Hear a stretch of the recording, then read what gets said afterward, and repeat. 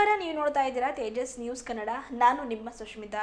ಜಿಲ್ಲಾಡಳಿತ, ಜಿಲ್ಲಾ ಪಂಚಾಯತ್, ಕನ್ನಡ ಮತ್ತು ಸಂಸ್ಕೃತಿ ಇಲಾಖೆ ಬೀದರ್ ಜಿಲ್ಲೆ ಇವರ ಸಂಯುಕ್ತಾಶ್ರಯದಲ್ಲಿ ಶ್ರೀ ಸವಿತಾ ಮಹರ್ಷಿ ಜಯಂತ್ಯೋತ್ಸವ ಕಾರ್ಯಕ್ರಮವನ್ನು ಬಹಳ ಅದ್ಧೂರಿ ಅರ್ಥಪೂರ್ಣವಾಗಿ ಬೀದರ ನಗರದ ಡಾಕ್ಟರ್ ಚನ್ನಬಸವ ಪಟ್ಟದೇವರ ರಂಗಮಂದಿರದಲ್ಲಿ ಹಮ್ಮಿಕೊಂಡಿದ್ದು, ಕಾರ್ಯಕ್ರಮವನ್ನು ಜ್ಯೋತಿ ಬೆಳಗಿಸುವ ಮೂಲಕ ಮಾನ್ಯ ಅರಣ್ಯ, ಜೈವಿಕ ಮತ್ತು ಪರಿಸರ ಹಾಗೂ ಬೀದರ ಜಿಲ್ಲಾ ಉಸ್ತುವಾರಿ ಸಚಿವರಾದ ಈಶ್ವರ ಬಿ ಖಂಡ್ರೆ ಅವರು ಚಾಲನೆ ನೀಡಿದರು. ಇದಕ್ಕೂ ಮುನ್ನ ಬೀದರ್ನ ಸವಿತಾ ಮಹರ್ಷಿಯವರ ಭಾವಚಿತ್ರದ ಅದ್ಧೂರಿ ಮೆರವಣಿಗೆ ನಗರದ ಜಿಲ್ಲಾಧಿಕಾರಿ ಕಚೇರಿಯ ಆವರಣದಿಂದ ಡಾಕ್ಟರ್ ಚನ್ನಬಸವ ಪಟ್ಟದೇವರ ರಂಗಮಂದಿರದವರೆಗೂ ಜರುಗಿತು. ಕಾರ್ಯಕ್ರಮ ಉದ್ದೇಶಿಸಿ ಸಚಿವ ಈಶ್ವರ ಬಿ ಖಂಡ್ರೆ ಅವರು ಸಚಿವ ರಹೀಂ ಖಾನ್ ಅವರ ಜೊತೆಗೆ ಸವಿತಾ ಸಮಾಜದ ಅಧ್ಯಕ್ಷರಾದ ಉಮೇಶ್ ಹಾಗೂ ಮಾಜಿ ಪ್ರಧಾನ ಕಾರ್ಯದರ್ಶಿಗಳಾದ ಪ್ರಕಾಶ್ ಅವರು ಮಾತನಾಡಿದರು. ಕಾರ್ಯಕ್ರಮ ಉದ್ಘಾಟಿಸಿ ಸಚಿವ ಈಶ್ವರ ಬಿ ಖಂಡ್ರೆ ಅವರು ಮಾತನಾಡಿ, ಇವತ್ತು ಸವಿತಾ ಮಹರ್ಷಿಗಳ ಜಯಂತ್ಯೋತ್ಸವ ಕಾರ್ಯಕ್ರಮಗಳನ್ನು ಆಚರಣೆ ಮಾಡಲಾಗ್ತಾ ಇದೆ.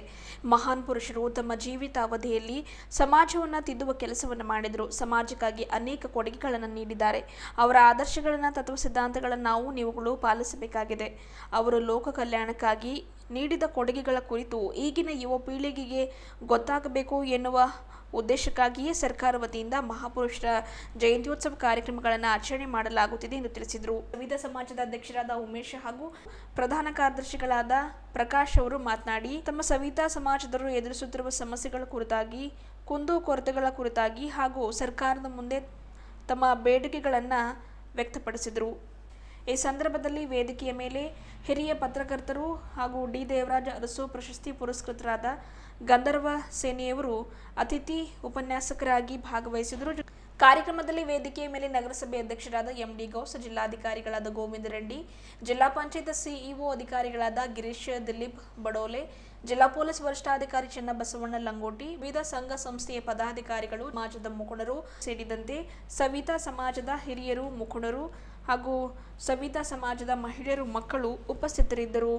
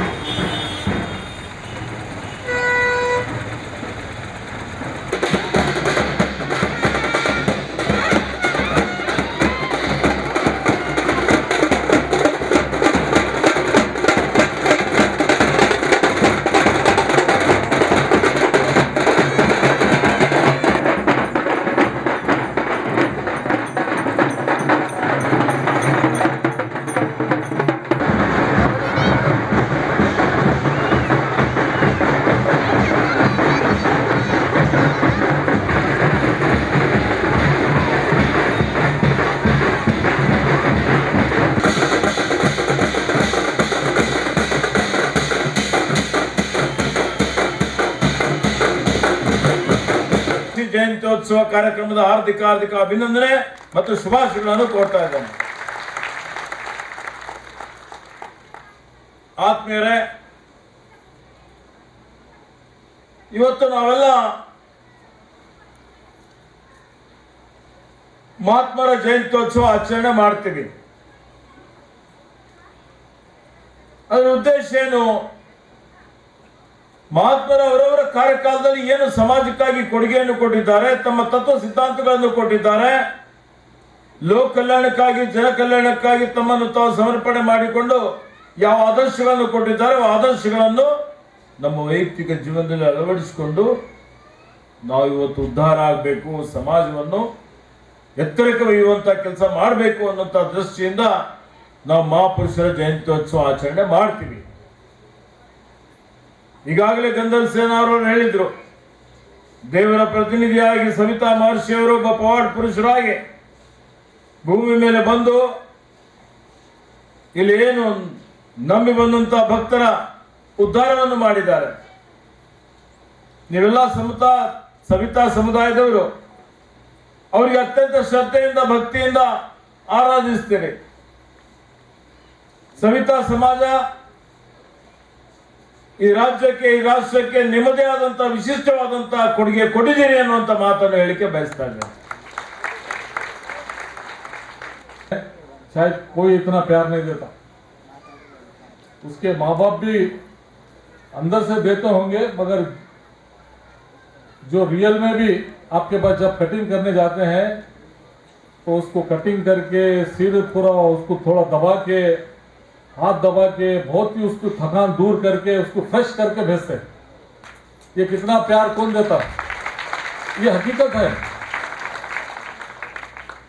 ये जो समझता है, जो खुदा को डरता है, जो कोई भेदभाव नहीं करता है, उसको पता चलता है। आप लोग क्या करते हैं, आपको इतना उसकी वैल्यू नहीं है आपकी, मगर खुदा तो देख रहा है, उसके पास आपकी वैल्यू, खुदा के पास वो देख रहा है। हमारे इसमें बोलते हैं कि खुदा कैसा मिलता है बोल, तो नमाज पढ़ने से, किसी को दान देने से नहीं मिलता। हमारे पैगंबर बोले हैं, अगर खुदा रियली तुमको मिलना है, देखना है, तो खिदमत कर, लोगों की खिदमत कर, देखो खुदा मिलता है। तो आप बहुत बड़ी खिदमत करते हैं। वो थोड़ा बहुत वो जो मिलता है आपको, या फीस है या सपोर्टिंग है, वो उसकी कोई वैल्यू नहीं है। जो आप काम करते हैं, मदद करते हो, उसकी कोई कीमत नहीं है। कोई दूसरा आदमी तुम बोलो ऐसा ले रहे कर रहे बोलो तो नहीं करता। आप इतना बड़ा, बहुत बड़ा दयालु बोलते हैं कि आपका मन इतना बहुत ही प्यार से बुला के, तो आपको सिर्फ हम लोग दुआएं देते हैं। और आजकल का जमाना, टेक्नोलॉजी सब बदल गई है। आपके वो भी काम को छीन ले रहे हैं लोग। अभी रियल जो करने वालों को आधे लोगों पर हट गए। उसमें से कौन के दूसरे नए नए शोरूम डाल रहे, बड़े बड़े पैसे वाले इन्वॉल्व हो गए। पहले आपको नाम रखते थे, अभी बड़े बड़े पैसे वाले वो काम कर रहे। बड़े बड़े शोरूम जो डाल रहे ना, वो पैसे वालों को वो भी कितनी आस है। देखिए आपके बिजनेस में भी घुस गए वो। तो मेरा पर्सनल रिक्वेस्ट है कि आप जो किए वो आपके बच्चे नहीं कर सकते। जमाना बदल गया है, तो आपके बच्चों को अच्छा पढ़ाइए, थोड़ा मेहनत करिए, जिम्मेदारी से काम करिए। हमारी सरकार की तरफ से पूरा ತಮ್ಮ ಅಧ್ಯಕ್ಷೀಯ ನುಡಿಗಳ ಮೂಲಕ ನುಡಿದಿರುವಂತಹ ಶ್ರೀ ರಹೀಂ ಖಾನ್ ಸಾಹೇಬ್ರು, ಮಾನ್ಯ ಪೌರಾಡಳಿತ ಸಚಿವರಿಗೆ ನಾನು ಜಿಲ್ಲಾಡಳಿತ ಬೀದರ್ನ ದೊಡ್ಡ ದೊಡ್ಡ ಸಮುದಾಯಗಳಿಗೆ ಟಿಕೆಟ್ ಸಿಗುವಂಥದ್ದಾಗಿರ್ಬೋದು, ರಾಜಕೀಯ ಪ್ರಾತಿನಿಧ್ಯ ಸಿಗ್ತದೆ. ಆದರೆ ಸವಿತಾ ಸಮಾಜ, ಮಡಿವಾಳ, ಕುಂಬಾರ, ತಿಗಳ ಅನ್ನುವಂಥ ಈಗ ಚಿಕ್ಕ ಪುಟ್ಟ ಜಾತಿಗಳಿಗೆ ರಾಜಕೀಯ ಮೀಸಲಾತಿ ಸೂಕ್ತವಾಗಿ ಸಿಗೋದಿಲ್ಲ. ಅದಕ್ಕೆ ದಯಮಾಡಿ ತಮ್ಮಲ್ಲಿ ಮನವಿ ಏನು ಅಂದರೆ, ನಮ್ಗೆ MLA MP ಟಿಕೆಟ್ ಕೊಡಲಿಲ್ಲ ಅಂದ್ರೆ ತೊಂದರೆ ಇಲ್ಲ, ರಾಜ್ಯಸಭಾ, MLC ಅಥವಾ ಅಲ್ಲಿರುವಂಥ ನಗರಸಭೆ, ಪುರಸಭೆಗಳಲ್ಲಾದರೂ ನಾಮನಿರ್ದೇಶಕರನ್ನು ಮಾಡುವಂಥ ಕೆಲಸ ತಾವೇನಾದರೂ ಮಾಡಿದ್ದೆ ಆದರೆ ಈ ಸಮಾಜ ಮುಂದೆ ಬರಲಿಕ್ಕೆ ಸಾಧ್ಯ ಆಗ್ತದೆ ಅಂತ ತಾವು ವಿಶೇಷವಾಗಿ ಜೈವಿಕ ಮತ್ತು ಪರಿಸರ ಖಾತೆಯನ್ನು ತಾವೇ ನಿಭಾಯಿಸ್ತಾ ಇದ್ದೀರಿ. ಆದರೆ ವಿಶೇಷವಾಗಿ ಕರ್ನಾಟಕದಲ್ಲಿ ಈಗಾಗಲೇ ರಹೀಂ ಖಾನ್ಜಿಯವರು ಹೇಳಿದ್ರು, ಈ ಸಲೂನ್ ಉದ್ಯಮದಲ್ಲಿ ಬೇರೆ ಬೇರೆ ಸಮುದಾಯದವರು ಬರೋದ್ರಿಂದ ಸಲೂನ್ ಉದ್ಯೋಗ ಹೋಗ್ತಾ ಇದೆ ಅಂತ ಹೇಳಿ, ಅದಕ್ಕೆ ಪರ್ಯಾಯವಾಗಿ ನಾವು ಇನ್ನೊಂದು ಏನಾದರೂ ಮಾಡಬೇಕಲ್ಲ ಅಂತ ಹೇಳಿ ಯೋಚನೆ ಮಾಡಿಕೊಂಡು 2014ರಿಂದ ಸಲೂನ್ ರಿಸರ್ಚ್ಗಳನ್ನು ಮಾಡ್ತಾ ಇದ್ವಿ. ಅದ್ರ ಜೊತೆಗೆ ಅಗ್ರಿಕಲ್ಚರ್ ಪರ್ಪಸ್ ಆಗಿ ನಾನು ಬೇರೆ ಬೇರೆ ರಿಸರ್ಚ್ಗಳನ್ನು ಮಾಡ್ತಾ ಇದ್ವಿ. ಆಗ ನಮಗೆ ಅನಿಸಿದ್ದೇನು ಅಂದರೆ, ಈ ಕಟಿಂಗ್ ಶಾಪಲ್ಲಿ ಕೂದಲೇನು ಕಟ್ ಮಾಡ್ತಾರಲ್ಲ ಅದನ್ನು ಎಸಿತಾರೆ. ಚಿಕ್ಕ ಚಿಕ್ಕ ಕೂದಲು ಯಾವುದಕ್ಕೂ ಉಪಯೋಗ ಆಗಲ್ಲ, ಅದ್ರ ಎನ್ವೈರ್ಮೆಂಟಿಗೆ ತುಂಬ ಲಾಸ್ ಆಗ್ತದೆ. 5 ರಿಂದ 6 ವರ್ಷ ಬೇಕಾಗುತ್ತೆ ಆ ಕೂದಲು ಕರಗಲಿ. ಅದ್ರ ಜೊತೆ ಅದನ್ನೇನಾದರೂ ಸುಟ್ಟಿದ್ದೆ ಆದರೆ ಅದರಿಂದ ಕ್ಯಾನ್ಸರ್ ಬರ್ತದೆ. ಅದನ್ನು ಮನಗಂಡು ಗೋಮೂತ್ರ ಮತ್ತು ಈ ಕೂದಲನ್ನು ಇಟ್ಕೊಂಡು ಗ್ಲಾಸ್ ಲೈನ್ ರಿಯಾಕ್ಟರ್ ಅಂತ ಹೇಳಿ ಆ ಸಿಸ್ಟಮ್ ಇದೆ. ಆ ಸಿಸ್ಟಮ್ನಲ್ಲಿ ಅಮಿನೋ ಆಸಿಡ್, ಯೂಮಿಕ್ ಆಸಿಡ್ ಅನ್ನು ಪ್ರೊಡ್ಯೂಸ್ ಮಾಡಿ ಫಾರ್ಮರ್ಸ್ ಈಲ್ಡ್ 30 to 35% ಈಲ್ಡ್ ಜಾಸ್ತಿ ಬರುವಂಥ ಒಂದು ಗೊಬ್ಬರವನ್ನು ಈಗಾಗಲೇ ಕೇಂದ್ರ ಸರ್ಕಾರಕ್ಕೂ ಮತ್ತು ರಾಜ್ಯ ಸರ್ಕಾರಕ್ಕೆ ಈಗಾಗಲೇ ಒಂದು ಡೆಮೋವನ್ನು ಕೂಡ ಕೊಟ್ಟಿದ್ದೀವಿ. ಈಗಾಗಲೇ 70,000 ರೈತರಿಗೆ ಮುಟ್ಟಿಸುವಂಥ ಕೆಲಸ ಮಾಡಿದ್ವಿ. ಬೆಂಗಳೂರಲ್ಲಿ 16,000 ಸಲೂನ್ಗಳಲ್ಲಿ ದಿನಾಲು ಕೂದಲು ಕಲೆಕ್ಟ್ ಆಗುವಂಥ ಕೆಲಸ ಮಾಡ್ತಾ ಇದ್ದೀವಿ. ಅದೇ ರೀತಿ ತಾವು ಕೂಡ ಇಲ್ಲಿ ಬೀದರಲ್ಲಿ ಇರುವಂಥ ಸಲೂನ್ಗಳ ಕೂದಲನ್ನು ಕೂಡ ಕಲೆಕ್ಟ್ ಮಾಡಬೇಕು ಅಂತ ಯೋಜನೆಯನ್ನು ರೂಪಿಸ್ತಾ ಇದ್ದೀವಿ. ಅದಕ್ಕೆ ತಾವು ಸ್ವಲ್ಪ ಪೂರಕವಾಗಿ ಸಲೂನ್ಗಳಿಗೇನು ಡಸ್ಟ್ಬಿನ್ಗಳನ್ನು ಆ ರೀತಿ ಏನು ಕೊಡ್ಲಿಕ್ಕೆ ಸಾಧ್ಯ ಆದರೆ ನಾವು ಪರಿಸರ ಪ್ರೇಮಿಗಳು ಅನ್ನುವಂಥ ಕೆಲಸವನ್ನು ಮಾಡಿ ತೋರಿಸ್ಲಿಕ್ಕೆ ನಾವು ಸಮಾಜದವ್ರ ಮುಂದೆ ಆಗ್ತೀವಿ ಅಂತ ಭಾವಿಸ್ತಾ ಅಂತರಂತದಿಂದ ಸವಿತಾ ಮಹರ್ಷಿ ಜಯಂತಿ ನಮ್ಮ ಹಿರಿಯರೆಲ್ಲ ಆಚರಿಸ್ಕೊಂಡು ಬರ್ತಾ ಇದ್ದರು. ಕುಮಾರಸ್ವಾಮಿ ಸರ್ಕಾರದಲ್ಲಿ ಮುಖ್ಯಮಂತ್ರಿ ಆಗಿದ್ದ ಸಮಯದಲ್ಲಿ ಸವಿತಾ ಮಹರ್ಷಿ ಜಯಂತಿ ಆಚರಿಸ್ಬೇಕಂತ ಆದೇಶ ಹೊರಡಿಸಿದರು. ಸುಮಾರು 6 ವರ್ಷ ಆಯಿತು. ಅದೇ ಥರ ನಾವು ವರ್ಷಿಗೆ ಒಂದು ಸಲ ಸರ್ಕಾರದಿಂದ ಆಚರಣೆ ಮಾಡೋ ಥರ DC ಆಫೀಸ್ನಲ್ಲಿ ಪೂಜೆ ಮಾಡಿ ಮೆರವಣಿಗೆ ಮುಖಾಂತರ ರಂಗಮಂದಿರದ ಪ್ರೋಗ್ರಾಮ್ ನಡೀತಾ ಇರ್ತದೆ. ಪ್ರತಿ ವರ್ಷವೂ ಅದೇ ಮಾಡ್ಕೊತ ಬಂದೀವಿ ನಾವು. ಇದೆಲ್ಲ ಹೀಗೆಲ್ಲ ಏನಂತಂದ್ರೆ ಎಲ್ಲ ಎಲ್ಲ ಇಲ್ಲ ಅದಿಲ್ಲ, ಇವೆಲ್ಲ ಪ್ರೋಗ್ರಾಮ್ಗಳೆಲ್ಲ ಮಾಡ್ಕೊತ ದುಡ್ಡು ಅದೆಲ್ಲ ಖರ್ಚು ಮಾಡ್ಕೋತ ಎಲ್ಲ ಚಂದ ಪಿಂದ ಮಾಡಿ ನಮ್ಮ ಜನರೆಲ್ಲ ಹಬ್ಬ ಅಂತ ಆಚರಣೆ ಮಾಡ್ಕೊತ ಹೊಂಟಿದ್ದೆವು. ನಾವು ಅತಿ ಸಣ್ಣ ಜಾತಿ ಅಂತ ಹೇಳ್ಕೊಬೋದು. ಸಣ್ಣ ಪುಟ್ಟ ಜಾತಿದ ಕೆಳ ವರ್ಗದ ಲಾಸ್ಟ್ದಾಗ ಲೆಕ್ಕದಾಗ ಬರ್ತೇವೆ. ನಮ್ಮ ಜನರಲ್ಲಿ ಭಾಳ ವಿದ್ಯಾವಂತರೂ ಇಲ್ಲ ಮತ್ತು ಅವ್ರಿಗೆ ಏನು ಸವಲತ್ತೂ ಇಲ್ಲ ಸರ್ಕಾರದಿಂದ.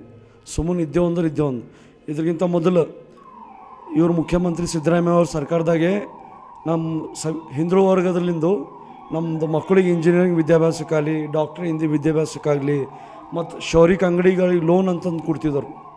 ಈಗ ಎಲ್ಲ ಬಂದಾಗ್ಯಾವ ಸರ್ಕಾರ. ದಯವಿಟ್ಟು ಸರ್ಕಾರದ ಒಂದು ಮನವಿ ಏನದಂತಂದ್ರೆ ಪ್ರತಿ ಹಳ್ಳಿಗೆ ಒಂದು ಶೌರಿಕ ಕುಟೀರ ಅಂತ ಮಾಡಬೇಕು. ಆ ಶೌರಿ ಕುಟೀರದಿಂದ ತನ್ನ ಹಿರುಗಳು ಅಂಬೋದು ಕೆಲಸ ಮಾಡಿ ಅವ್ರ ಮಕ್ಕಳಿಗೆ ವಿದ್ಯಾಭ್ಯಾಸ ಮಾಡಿ ಅವ್ರ ಮಕ್ಕಳು ಮುಂದೆ ಡಾಕ್ಟ್ರು ಇಂಜಿನಿಯರ್ ಆಗೋ ಅಂಥ ಪರಿಸ್ಥಿತಿ ಬೆಳೀತಾರೆ. ಈಗ ಇನ್ನೊಂದು ಏನು ಪ್ರಾಬ್ಲಮ್ ಅಂತಂತಂದ್ರೆ ಈಗೆಲ್ಲ ಮುಸ್ಲಿಮ್ ಅಂಗಡಿಗಳು ಮತ್ತು ಯುನೆಸೆಕ್ಸ್ ಸಲೂನ್ಗಳು ಅಂತೆಲ್ಲ ಆಗ್ಲತ್ತವೆ. ಈಗ ನಮ್ಮದೆಲ್ಲ ಸಣ್ಣ ಪುಟ್ಟ ದುಕಾನ್ಗಳು ಇರ್ತಾವೆ. ಆ ದುಕಾನ್ಗೆ ಯಾರನ್ನೂ ಬರಲ್ಲ ಹೊಂಟ್ರು. ಈಗೆಲ್ಲ ದೊಡ್ಡ ದುಕಾನ್ ಫ್ಯಾಷನೇಬಲ್ ಜನ ಆಗ್ಯಾರ, ಫ್ಯಾಷನೇಬಲ್ ದುಕಾನ್ ನಡೆದಾರ. ನಮ್ಮದೆಲ್ಲ ಕೆಲಸ ಎಂಡ್ ಆಗ್ಲತ್ತದ. ಮತ್ತು UP ಬಿಹಾರ್ ಜನ ಬಂದು ಇಲ್ಲಿ ಸೇರ್ಕೊಂಡು ಕೆಲಸ ಮಾಡತ್ತಾರ. ಭಾಳ ನೋವ್ದಾಗಿದ್ದೇವೆ ನಾವು ಜನರದ್ದು. ಸರ್ಕಾರದಲ್ಲಿ ಒಂದು ಮನವಿ ಅದ, ಪ್ರತಿ ಹಳ್ಳಿಗೆ ಮತ್ತು ಪ್ರತಿಯೊಂದು ನಗರ ಸಮಿತಿ ಸರ್ಕಾರದಿಂದ ಒಂದು ಶೌರಿಕ ಕುಟೀರ ಅಂತ ಮಾಡಿ ಮತ್ತು ಇವು ಬಸ್ ಸ್ಟ್ಯಾಂಡು ಮತ್ತು ಇವೇನೋ ಕಾಂಪ್ಲೆಕ್ಸ್ಗಳು ಏನೇನು ಅಂತಿರ್ತಾವೆ ಅವ್ರ ಬಲ್ಲ ಒಂದು ಮೀಸಲಾತಿ ಟೈಪ್ ಅಂಬೋದು ಈ ಜನರಿಗೆ ಒಂದು ಅಂಗಡಿ ಅಂತಂತಿ ಆ ಜನರಿಗೆ ಶೌರಿಕ ಒಂದು ಕಾಂಪ್ಲೆಕ್ಸ್ದಲ್ಲಿ ಒಂದು ಸವಿತಾ ಸಮಾಜ ಜನರಿಗೆ 1-2 ಅಂಗಡಿಗಳು ಕೊಟ್ಟು ಹಿಂಗೆ ಪ್ರೋತ್ಸಾಹ ಮಾಡಿದ್ರು ನಾವು ಈ ಕೆಲಸ ಮಾಡ್ಬೇಕಂತ ನಾವು ಭಾಳ ಉತ್ಸಾಹ ಅದ. ಖರೆ ಏನೋಳಿ ಗಿರಾಕಿ ನಮ್ಮಲ್ಲಿ ಬರ್ಕೊಂಡ್ರೆ ಅದಕ್ಕೆ ಈ ಟೈಪ್ ನೀವು ಸರ್ಕಾರ ನಮಗೆ ಸವಲತ್ತು ಮಾಡಿದಿರಂತ ನಮಗೆ ಕಿರಾಯಿನೂ ಕೂಡ ತಪ್ತದ. ಈಗ 10,000 ರೂಪಾಯಿ ಕಿರಾಯದ ಒಂದು ದುಕಾನ್ಗೆ ಹೋಗ್ಬೇಕಂತಂದ್ರೆ ಈಗ ಅಲ್ಲಿ ಸರ್ಕಾರದ ಕೊಟ್ಟರು ಅಂದ್ರೆ ಒಂದು 5,000 ರೂಪಾಯಿ ಕಿರಾಯದ ನಮ್ಮ ದುಕಾನ್ ನಡೀತದೆ, ನಮ್ಮ ಮನೆ ಭೀ ನಡೀತದೆ, ನಮ್ಮ ಮಕ್ಕಳು ವಿದ್ಯಾಭ್ಯಾಸ ಭೀ ಅವ್ರು ಓದಬಾರ್ದು ಇಂಜಿನಿಯರ್ ಇರ್ತದೆ. ಈಗ ಸರ್ಕಾರಿ ಸ್ಕೂಲ್ದಾಗ ಏನು ಮಕ್ಕಳಿಗೆ ಏನು ಬರಬಾರ್ದು ಓದ್ಸಲ್ಲ ನೋಡ್ರಿ. ಈಗ ಪ್ರೈವೇಟ್ ಸ್ಕೂಲ್ದಾಗ ಟ್ಯೂಷನ್ ಇಗಬೇಕು, ಅದು ಮಾಡಬೇಕು. ಸುಮಾರು ಒಂದು ಮಗನಿಗೆ 1 ಲಕ್ಷ ರೂಪಾಯಿ ಇಯರ್ಲಿ ಖರ್ಚು ಉಂಟದ. ಅದು ನಮ್ಮಲ್ಲಿ ಅಷ್ಟು ದುಡ್ಡು ಗಳಿಸೋಂಥ ಶಕ್ತಿ ನಮ್ಮಲ್ಲಿಲ್ಲ. ಅದ್ರ ಕಡೆ ನಮಗೆ ಸರ್ಕಾರ ಹೆಲ್ಪ್ ಮಾಡ್ತಂದ್ರೆ ಇದು ನಾವು ನಮ್ಮ ಮಕ್ಕಳಿಗೆ ಒಂದು ವಿದ್ಯಾಭ್ಯಾಸ ಕೊಟ್ಟು ಅವ್ರಿಗೆ ಬೆಳೆಸೋಂಥ ಕೆಲಸ ಮಾಡ್ತೇವೆ. ದಯವಿಟ್ಟು ಸರ್ಕಾರದ ಒಂದು ಮನವಿ ಅದ. ಇದು ನಾವೇನು ನಿಮ್ಮ ಮಾಧ್ಯಮದ ಮುಖಾಂತರ ಏನು ಕೇಳುತ್ತಿದ್ದೆವು ಅದು ಒಂದು ಕೊಟ್ಟರೆ ಅಂದ್ರೆ ನಾವು ಬೆಳಿತೇವೆ. ನಾವು ಸವಿತಾ ಸಮಾಜದವರು ನಮ್ಮ ಮಕ್ಕಳು ವಿದ್ಯಾಭ್ಯಾಸ ಕಲಿತು ಒಂದು ದೊಡ್ಡ ಮಟ್ಟಕ್ಕೆ ನಿಲ್ಲ ಅಂತ ಶಕ್ತಿ ನಮ್ಮಲ್ಲಿ ತುಂಬ ಅಂತ ಕೋಶಿಶ್ ಮಾಡ್ಬೇಕಂತ ಸರ್ಕಾರದಲ್ಲಿ ಕಳ್ಕಳಿಯ ಮನವಿ. ಹಾಂ, ಮನವಿ ಭಾಳ ಮನವಿ. ಈ ಕಾರ್ಯಕ್ರಮದಾಗ ನಮಗೆ ಮಾತಾಡೋಕ್ಕೆ ಟೈಮ್ ಸಿಕ್ಕಿಲ್ಲ, ಅವ್ರು ಬ್ಯುಸಿ ಇದ್ದರು, ಹೋದ್ರೆ ನಾವು ಮಾತಾಡಿಲ್ಲ. ಇದ್ರಿಗಿಂತ ಮೊದಲು DC ಅವ್ರಿಗೆ ಮನವಿ ಕೊಟ್ಟಿದ್ದೆವು. BCM ಆಫೀಸ್ದಾಗ ಲೋನ್ ಅದು ಮಾಡ್ರಿ ಅಂತಂದು BCM ಆಫೀಸ್ ಲೆಟ್ರ್ ಕೊಟ್ಟಿದ್ದೆವು, ಮುಖ್ಯಮಂತ್ರಿಗೆ ಲೆಟ್ರ್ ಬರೆದಿದ್ದೆವು. ಮತ್ತು ನಮ್ಮ ಸ್ಪೆಷಲಿ ನಮ್ಮ ಜನರಿಗೆ ಲಗ್ಗುನದು ಮಾಡೋ ಕಡೆಯಿಂದ ಭಾಳ ಸಮಸ್ಯೆ ನಡೆದ ಸರ್. ಏನಂತಂದ್ರೆ 1 ಲಾಖ 2 ಲಾಖ ರೂಪಾಯಿ ಫಂಕ್ಷನ್ ಕಿರಬೇಕು. ನಮ್ಮಲ್ಲಿ ಒಂದು ಸಮುದಾಯ ಭವನ ಸರ್ಕಾರದಿಲ್ಲ ಮತ್ತು ಎಲ್ಲರ ಸ್ಮಶಾನ ಭೂಮಿ ಇಲ್ಲ. ಇವೆಲ್ಲ ಭಾಳ ಮನವಿಗಳು ಸುಮಾರು ಇಲ್ಲಂದ್ರೆ ಇದು 6ನೇ ವರ್ಷ ಪೀರಿಯಡ್ದನ ಅಧ್ಯಕ್ಷ ಆಗಿ ಇಷ್ಟು ಒಂದು ಸುಮಾರು 1,000 ಮನವಿಗಳು ಪತ್ರಿಕೆಗಳು DC ಆಫೀಸ್ MLA MP ಎಲ್ಲರಿಗೆ ಕೊಟ್ಟು ಭಾಳ ಸಾಕು ಖಾಲಿ ಆಶ್ವಾಸನೆ ಕೊಟ್ಟು ಹೋಯ್ತು ನಡೆದಾರ. ದಯವಿಟ್ಟು ಮುಖ್ಯಮಂತ್ರಿಗೆ ಡೈರೆಕ್ಟ್ ನಿಮ್ಮ ಮುಖಾಂತರ ಹೋಗ್ಬೇಕಿದು. ತಾವು ಮಧ್ಯಮರದ ಮೇಲೆ ಭಾಳ ವಿಶ್ವಾಸ ಅದ ನಮಗೆ, ನೀವು ಅಲ್ಲಿ ತನಕ ತಲುಪಿಸ್ತೀರ ಅಂತಂತಿ. ಅದೊಂದು ಕೆಲಸ ಮಾಡಿಕೊಟ್ರೆ ಭಾಳ ಪುಣ್ಯ ಅದ. ಒಂದು ಭವನು, ಕಲ್ಯಾಣ ಮಂಟಪ, ಸವಿತಾ ಮಹರ್ಷಿ ಭವನು, ಸ್ಮಶಾನ ಭೂಮಿ ಟೈಪ್ ಮಾಡ್ಕೊಂಡು ದಯವಿಟ್ಟು ಕಲ್ಕಳಿ ಮನವಿ ಅದ. ಜೈ ಹಿಂದ್, ಜೈ ಸವಿತಾ ಸಮಾಜ.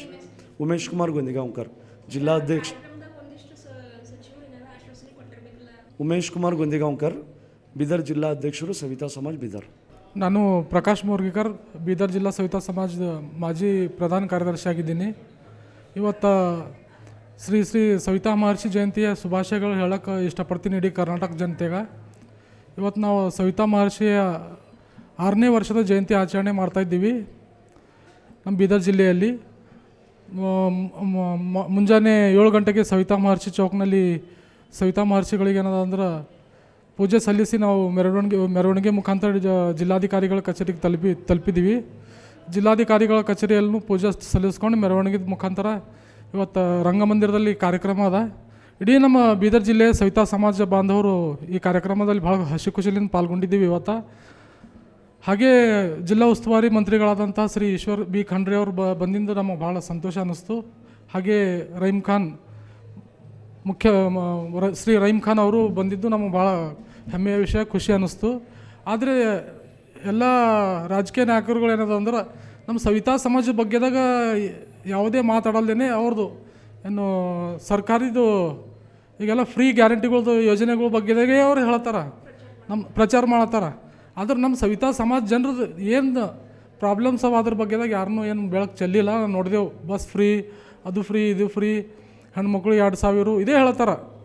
ನಮ್ಮ ಸವಿತಾ ಸಮಾಜ ಕಾರ್ಯಕ್ರಮಕ್ಕೆ ಬಂದು ನಮ್ಮ ಸವಿತಾ ಸಮಾಜ ಜನರದ್ದು ಏನು ಪ್ರಾಬ್ಲಮ್ಸ್ ಅವ. ಇವತ್ತು ನಾವು ನಮ್ಮ ಫ್ಯಾಮಿಲಿದಾಗ ಯಾರು ತೀರ್ಕೊಂಡಿರೋದ್ರೆ ಸ್ಮಶಾನ ಭೂಮಿ ಇಲ್ಲ. ಬೇರೆ ಸ್ಮಶಾನ ಭೂಮಿಗಳ್ದಾಗ ಏನಂದ್ರೆ ನಾವು ಅವ್ರ ಬಲ್ಲಿ ಹೋಗಿ ಬೇಡಿ ಕಾಡಿ ನಾವು ಹೋಗಿ ಅಂತಿಮ ಸಂಸ್ಕಾರ ಮಾಡೋ ಅಂಥ ಪರಿಸ್ಥಿತಿ ನಮಗೆ ಉದ್ಭವ ಆಗ್ಯದ. ಹಾಗೆ ಮತ್ತು ನಮ್ಗೆ ಕ್ಷೌರಿಕರು ಅಂದ್ರೆ ಮನೆ ಬಾಡಿಗೆ ಯಾರನ್ನೂ ಕೊಡಲ್ಲ, ಅಸ್ಪೃಶ್ಯರು ಅಂತ ನಾವು ನೋಡ್ತಾರೆ ನಮಗೆಲ್ಲ. ಇವಾಗ ಏನಾಗಿದೆ ಅಂದರೆ ಅಸ್ಪೃಶ್ಯರು ಯಾರು ಅಂದ್ರೆ ಸವಿತಾ ಸಮಾಜದವ್ರು ಅಂದಂಥ ಪರಿಸ್ಥಿತಿ ಅದ. ಮುಂಜಾನೆ ಎದ್ದು ಇವ್ರದ್ದು ಮುಖ ನೋಡಬಾರ್ದು, ಇವರಿಗೆ ಅಂಗಡಿ ಬಾಡಿಗೆ ಕೊಡಬಾರ್ದು, ಮನೆ ಕೊಡಬಾರ್ದು ಬಾಡಿಗೆಗಾಗಿ, ಹೀಗೆಲ್ಲ ಇದ್ದಿನ ಕಡೆಯಿಂದ ಏನಂದ್ರೆ ನಮ್ಮ ಜನರು ಇವತ್ತು ಭಾಳ ಪರಿಶಾನ್ ಇದ್ರಾಗ ಹರ. ಅದ್ರ ಸಲುವಾಗಿ ಏನಂದ್ರೆ ನಮ್ಮ ಜನರಿಗೆ ಮನೆ ಕಟ್ಕೊಡ್ಬೇಕು ಸರ್ಕಾರಲಿಂದು. ಪ್ರತಿ ಒಂದು ಹಳ್ಳಿಗೆ ನಗರಕ್ಕೆ ಸ್ಮಶಾನ ಭೂಮಿ ಬೇಕು. ನಮ್ಮ ಜನರಿಗೆ ಇರ್ಲಕ್ಕೆ ಮನೆ ಇಲ್ಲ. ನಮ್ಮ ಸವಿತಾ ಸಮಾಜದವ್ರಿಗೆ ಸ್ಪೆಷಲ್ ಒಂದು ಸ್ಕೀಮ್ ತೆಗೆದು ಮನೆಗಳು ಮಾಡಿಕೊಡ್ಬೇಕು ದಯವಿಟ್ಟು. ನಮ್ಮ ಮನೆಗಳ್ದಾರ ನಮಗೆ ಭಾಳ ಎಲ್ಲಿ ಬಾಡಿಗೆ ಸಿಗಲ್ಲ. ಮತ್ತು ನಾವು ಸ್ವಂತ ಕಟ್ಕೊಂಬ ಅಂಥ ಶಕ್ತಿ ನಮ್ಮ ಸವಿತಾ ಸಮಾಜ ಜನರ ಬಳಿ ಇಲ್ಲ. ನಾವು ಮಾಡೋದೇ ನಮ್ಮ ಕುಲಕಸಬು. ಅದರಿಂದ ನಾವು ಗಳಿಸೋದು ಏನಂದ್ರೆ 300-400 ರೂಪಾಯಿ ಮುಂಜಾನೆ ಸಂಜೆ ತನಕ ಆದ್ರೆ ನಾವು ಗಳಿಸ್ಬೋದು. ಆ ಗಳಿಕೆಯಲ್ಲಿ ಏನಂದ್ರೆ ನಾವು ಒಂದು ಭೂಮಿ ಖರೀದಿ ಮಾಡಿ ಮನೆ ಕಟ್ಕೊಂಬ ಅಂತ ನಮ್ಮದು ಪರಿಸ್ಥಿತಿ ಇಲ್ಲ. ಇವಾಗೆಲ್ಲ ಮಕ್ಕಳಿಗೆ ಓದಿಸ್ಬೇಕಂದ್ರೆ ಭಾಳ ಎಲ್ಲ ಖರ್ಚು ಹೆಚ್ಚಿಗಾಗ್ಯದ. ಅದ್ರ ಕಡೆಯಿಂದ ದಯವಿಟ್ಟು ನಮ್ಮ ಜನರಿಗೆ ಏನಂದ್ರೆ ಮನೆ ಒದಗಿಸ್ಕೊಡ್ಬೇಕು, ಸ್ಮಶಾನ ಭೂಮಿ ಒದಗಿಸ್ಕೊಡ್ಬೇಕು. ನಮ್ಗೆ ಪ್ರತಿ ನಗರಕ್ಕೊಂದು ಕಮ್ಯುನಿಟಿ ಹಾಲು ಕಟ್ಟಿಸ್ಕೊಡ್ಬೇಕಂಥೇಳಿ ನಾವು ದಯವಿಟ್ಟು ಬೇಡ್ಕೋತೇವೆ. ಯಾಕಂದ್ರೆ ನಮ್ಮ ಒಂದು ಕಮ್ಯುನಿಟಿ ಹಾಲು ನಮ್ಮದೇ ಏನಾರ ಒಂದು ಫಂಕ್ಷನ್ ಮಾಡ್ಕೊಳಕ್ಕೆ ಒಂದು ವ್ಯವಸ್ಥೆ ಮಾಡಿಕೊಡ್ಬೇಕಂಥೇಳಿ ನಾವು ಆಲ್ರೆಡಿ ನಮ್ಮ ಬೀದರ್ ಜಿಲ್ಲಾ ಸವಿತಾ ಸಮಾಜದಿಂದ ಭೂಮಿನೂ ಖರೀದಿ ಮಾಡಿದ್ದೆವು. ಸಮುದಾಯ ಭವನ ಕಟ್ಕೊಡೋ ಕಡೆಯಿಂದ ನಾವು ಎಲ್ಲರ ಮಂತ್ರಿಗಳ ಬಳಿ ಓಡಾಡ್ತಾ ಇದ್ದೇವೆ. ಆದರೆ ಯಾರನ್ನೂ ಇದುವರೆಗೆ ರೆಸ್ಪಾನ್ಸ್ ಸಿಕ್ಕಿಲ್ಲ, ನಮಗೆ ಅದು ಕೆಲಸ ಆಗಿಲ್ಲ. ದಯವಿಟ್ಟು ಅದೇ ರೀತಿ ಇವತ್ತು ಕರ್ನಾಟಕ ರಾಜ್ಯದ ನಮ್ಮದು ಇದಾಗಿತ್ತಲ್ಲ ಮೇಡಮ್, ಬಜೆಟ್ ಮಂಡನೆ ಆಯಿತು. ಸಿದ್ದರಾಮಯ್ಯ ಅವರು ಬಜೆಟ್ ಮಂಡನೆ ಮಾಡಿದ್ರು. ಇಡೀ ಕರ್ನಾಟಕ ರಾಜ್ಯದಾಗ ಏನಂದ್ರೆ ನಮ್ಮದು ಖಾಲಿ 5 ಕೋಟಿ ನಮ್ಮ ಸವಿತಾ ಅಭಿವೃದ್ಧಿ ನಿಗಮಕ್ಕೆ 5 ಕೋಟಿ ಮೀಸಲಿಟ್ಟಾರ. 5 ಕೋಟಿಗೆ ಒಂದೊಂದು ನಗರಕ್ಕೆ 5 ಜನರಿಗೂ ಲೋನ್ಗಳು ಆಗಲ್ಲ. ಸವಿತಾಭಿವೃದ್ಧಿ ನಿಗಮದಿಂದ ಲೋನ್ಗಳು ಜಾರಿ ಮಾಡ್ಬೇಕಂತೇಳಿ ಒಂದು ಇದು ಅದ. ಆದರೂ ಪ್ರತಿ ಜಿಲ್ಲೆಗೆ 5 ಮಂದಿಗೆ ಲೋನ್ ಕೊಡ್ಲಿಕ್ಕೆ ಆಗಲ್ಲ ಅಂದ್ಬೇಕು. ಈ ಸರ್ಕಾರದಿಂದ ನಮ್ಮ ಸವಿತಾ ಸಮಾಜದ ಅಭಿವೃದ್ಧಿ ಹೆಂಗೆ ಆಯ್ತದ? ದಯವಿಟ್ಟು ನಾನು ಸರ್ಕಾರದಲ್ಲಿ ಬೇಡ್ಕೊತೀನಿ, 100 ಕೋಟಿ ಕೊಡ್ಬೇಕು ನಮ್ಮ ಸವಿತಾ ಸಮಾಜಕ್ಕೆ. ಅಂದ್ರೆ ಏನಾರು ಸ್ವಲ್ಪ ಸರ್ಕಾರದಿಂದ ಹೆಲ್ಪ್ ಮಾಡಿದಂಗೆ ಆಯ್ತದೆ. ದಯವಿಟ್ಟು ನಮ್ಮ ಸಮಾಜದ ಏನಂದ್ರೆ ಶೈಕ್ಷಣಿಕ, ರಾಜಕೀಯವಾಗಿ ಮತ್ತು ಆರ್ಥಿಕವಾಗಿ ಎಲ್ಲ ರೀತಿಯಿಂದ ಏನಾದ್ರೆ ಹಿಂದುಳಿದಿನ ಸಮಾಜ ಅದ. ಈ ಸಮಾಜಕ್ಕೆ ಏನಾದ್ರೆ ಜನರು ಅಸ್ಪೃಶ್ಯರಂತೆ ನೋಡಿ ನಮಗೆ ಭಾಳ ಕಿರುಕುಳ ಕೊಡ್ಲತ್ತಾರ. ನಮಗೆ ಯಾವುದೋ ಮಾತು ಅಂದ್ರೆ ಒಂದು ಟೈಪು ಹಜಾಮ ಈ ಟೈಪೆಲ್ಲ ಕರೆದು ಏನಂದ್ರೆ ನಮಗೆ ಅಸ್ಪೃಶ್ಯರಂತೆ ಅಸಂವಿಧಾನಿಕ ಪದವಾಗೆಲ್ಲ ಬಳಸಿ ಏನಂದ್ರೆ ನಮಗೆ ಭಾಳ ಒಂದು ಟೈಪ್ ಹರಾಸ್ಮೆಂಟ್ ಕೊಡ್ಲತ್ತಾರ, ತಕ್ಲೀಫ್ ಆಗ್ಲತ್ತದ ನಮಗೆಲ್ಲ. ದಯವಿಟ್ಟು ಆ ಟೈಪ್ ಅಸಂವಿಧಾನಿಕ ಪದಗಳು ಯಾರು ಬಳಸ್ತಾರೋ ಅವರಿಗೆ ಅವ್ರ ಮೇಲೆ ಏನಂದ್ರೆ ಕ್ರಿಮಿನಲ್ ಕೇಸ್ ಆಗಪ್ಲೆ, ಅವ್ರು ಜೈಲಿಗೆ ಹೋಗಪ್ಲೆ ಅಂತ ಕಾಯ್ದೆಗಳು ತರಬೇಕು. ಮತ್ತು ನಮ್ಮ ಸವಿತಾ ಸಮಾಜಕ್ಕೆ ಏನದ ದಯವಿಟ್ಟು 100 ಕೋಟಿ ಕೊಟ್ಟು ನಮ್ಮ ಸವಿತಾ ಸಮಾಜದ ಅಭಿವೃದ್ಧಿಗೆ ಸಹಾಯ ಮಾಡ್ಬೇಕಂತ. ನಾನು ಶಿವಕುಮಾರ್ ಶಾಪೂರೆ, ನಗರ ಕಾರ್ಯಾಧ್ಯಕ್ಷ ಸವಿತಾ ಸಮಾಜ್ ಬೀದರ್. ಇವತ್ತು ಭಾಳ ಅದ್ಧೂರಿಯಾಗಿ ನಾವು ಜಯಂತಿ ಉತ್ಸವ ಮಾಡ್ತಾಯಿದ್ದೀವಿ. ನಮ್ಮ ಮಹರ್ಷಿ ಗುರುಗಳ ಜಯಂತಿ